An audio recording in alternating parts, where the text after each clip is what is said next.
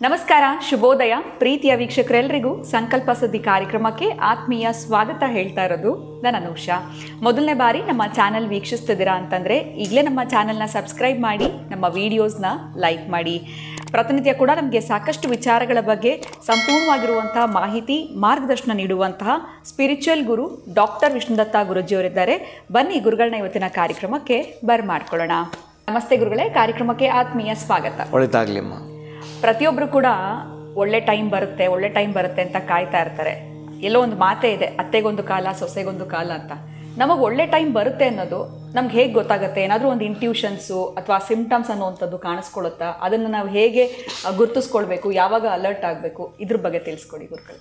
ಓಂ ವಿಶ್ವಸ್ಮೈ ನಮಃ. ನನ್ನ ಪ್ರೀತಿಯ ಬಂಧುಗಳೇ, ಒಳ್ಳೆಯ ಸಮಯ ಅಂದರೆ ನೀವು ಹೇಳಿದಾಗೆ ಹತ್ತೆಗೊಂದು ಕಾಲ ಸೊಸೆಗೊಂದು ಕಾಲ. ನಿಜ.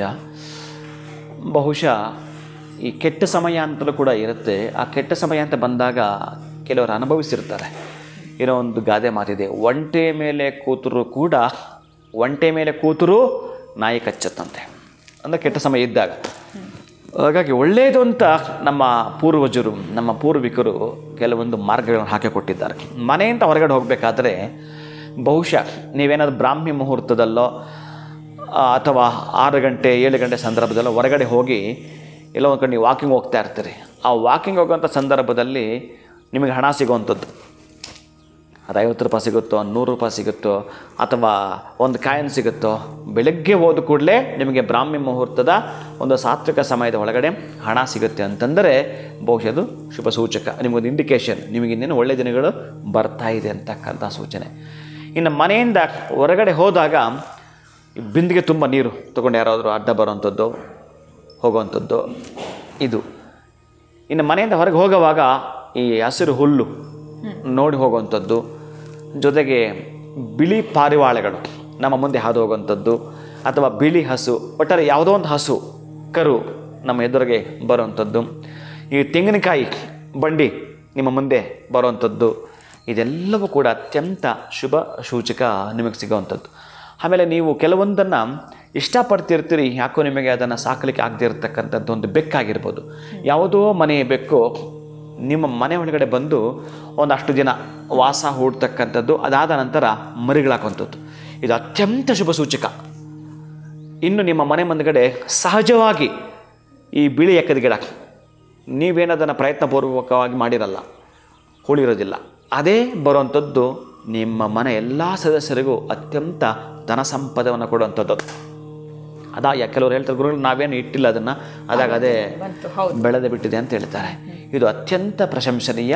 ಒಟ್ಟಾರೆ ನಿಮ್ಮ ಪ್ರತಿಯೊಬ್ಬ ಸದಸ್ಯನಿಗೂ ಕೂಡ ಒಂದು ವಿಶೇಷವಾಗಿರ್ತಕ್ಕಂಥ ಶುಭ ಸೂಚಕವೇ ಸರಿ. ಇದೇನಾದರೂ ಆದರೆ ಬಹುಶಃ ಇಟ್ಟಾಗ ಅದು ಬೇರೆ, ಅದು ಪರ್ಸೆಂಟೇಜ್ ಕೊಡ್ತಕ್ಕಂಥದ್ದು.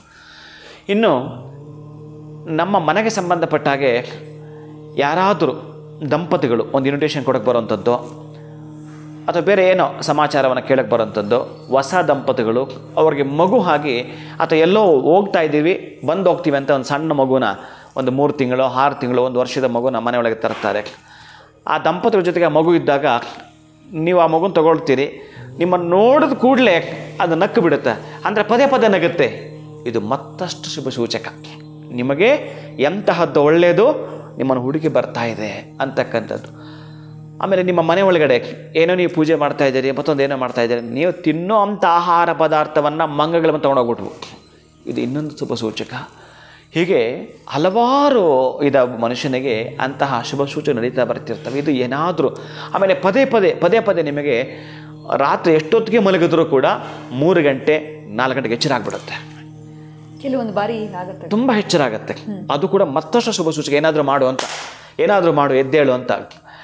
ನಾವು ಹಾಗೆ ಕನಸಲ್ಲಿ ನಮಗೆ ಬರೋದು ಶುಭ ಸೂಚಕ ತುಂಬ ಇದ್ದಾವೆ. ಆದರೆ ನಮಗೆ ಅಂತಹ ಕನಸನ್ನು ಕೂಡ ಪಕ್ಕಕ್ಕಿಟ್ಟು ಎಚ್ಚರ ಆಗ್ತಾ ಇದೆ ಅಂತಂದರೆ ಮತ್ತಷ್ಟು ಶುಭ ಸೂಚಕ, ಇನ್ನಷ್ಟು ಶುಭ ಸೂಚಕ. ನೀವು ಆವಾಗಲೂ ಕೂಡ ಮತ್ತೂ ಕೂಡ ಸೋಂಬೇರಿಯಾಗಿ ಮತ್ತೆ ನಾವು ಬ್ಲಾಂಕೆಟನ್ನು ಎಳೆದುಕೊಂಡು ಮಲಗ್ತೀವಿ ಅಂತಂದರೆ ಅಲ್ಲಿಗೆ ವೇಸ್ಟ್ ಅಂತ ಅರ್ಥ. ಅಂದರೆ ಆ ದಿನಗಳು ನಿಮಗೆ ಬರ್ತಾ ಇದೆ, ವೆಲ್ಕಮ್ ಮಾಡಿಕೊಡಿ ಅಂತ. ಈಗ ನಿಮಗೆ ಇನ್ನೇನು ಒಳ್ಳೇದಾಗಬೇಕಾದ್ರೆ ಏನಿದೆ ನಿಮಗೆ ದಾರಿ? ಒಳ್ಳೇದಾಗಬೇಕಂದ್ರೆ ನಿಮ್ಮ ಪ್ರಯತ್ನ ಬೇಕೋ ಬೇಡವೋ? ನಿಮ್ಮ ಪ್ರಯತ್ನ ಇಲ್ಲದ ಹೊರತು ಯಾವ ಒಳ್ಳೆಯದು ಇಲ್ಲ. ಎಲ್ಲ ಬರ್ತಾ ಇದೆ. ನೀವು ಮಲಗೆ ಇದ್ದರೆ ಏನು ತಗೊಳ್ಳೋದು ನಾವು? ಅದಕ್ಕಾಗಿ ನಿಮ್ಮ ಪ್ರಯತ್ನ ಎಲ್ಲದಕ್ಕೂ ಬೇಕು. ಈಗ ನಾನು ಏನೇ ರೆಮಿಡಿ ಹೇಳಿದ್ರು, ಏನೇ ಕೊಟ್ಟರು ಕೂಡ ಬಹುಶಃ ಆಹಾರ ಅನ್ನೋದೇನು ಅಡುಗೆ ಮನೆ ತುಂಬ ಆಹಾರ ಆಗಿದೆಯೋ ಅದು ನೀವು ಹೋಗಿ ತಟ್ಟೆಗೆ ಹಾಕ್ಕೊಂಡು ಊಟ ಮಾಡಿದ್ರೆ ಹೇಗೋ ಹಾಗೇ ಪ್ರಯತ್ನಗಳು ಕೂಡ. ಹೇಗೆ ನಿಮಗೆ ಹಸಿವು ನೀಗುತ್ತೋ, ಹಸಿವು ನಿಮಗೆ ಗೋಚರ ಗೊತ್ತಾಗ್ತಾ ಇದೆ, ಊಟ ಮಾಡ್ತಿರಲ್ಲ, ಹಾಗೆ ಈಗ ನಾನು ಹೇಳ್ತಾ ಕೆಲವು ರೆಮಿಡಿಗಳನ್ನ ಮಾಡಿಕೊಂಡಾಗ ಆ ಸಮಸ್ಯೆಯಿಂದ ಹೊರಗೆ ಬರಲಿಕ್ಕೆ ಅತ್ಯಂತ ಶೀಘ್ರವಾಗಿ ಆ ಭಗವಂತ ಸೂಚಿಸ್ತಾ ಬರ್ತಾನಂತೆ. ಇದು ಸೂಚನೆಗಳು ನಮಗೆ. ಇಂತಹ ಸೂಚನೆಗಳು ಒಬ್ಬ ಮನುಷ್ಯನ ಬೆಳವಣಿಗೆಗೆ, ಒಬ್ಬ ಮನುಷ್ಯನ ಅಭಿವೃದ್ಧಿಗೆ ಪೂರಕವಾಗಿ ಬರ್ತಾ ಇರ್ತಕ್ಕಂಥ ಇಂಡಿಕೇಶನ್ಸ್ ಇವು, ಸ್ವಲ್ಪ ಸೂಚಕಗಳು ಪ್ರೀತಿಯ ಬಂಧುಗಳೇ.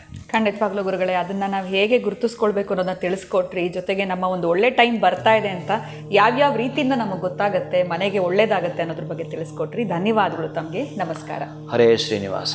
ಸೊ ಎಷ್ಟೋ ಒಂದು ಬಾರಿ ಈ ರೀತಿಯಾಗಿರುವಂಥ ಒಂದು ಇಂಡಿಕೇಶನ್ಸ್ ನಮಗೆ ಕಾಣಿಸ್ಕೊಂಡಿರುತ್ತೆ, ಆದರೆ ಯಾವುದೇ ರೀತಿಯಾಗಿರುವಂಥ ಗಮನವನ್ನು ನಾವು ಕೊಟ್ಟಿರೋದಿಲ್ಲ.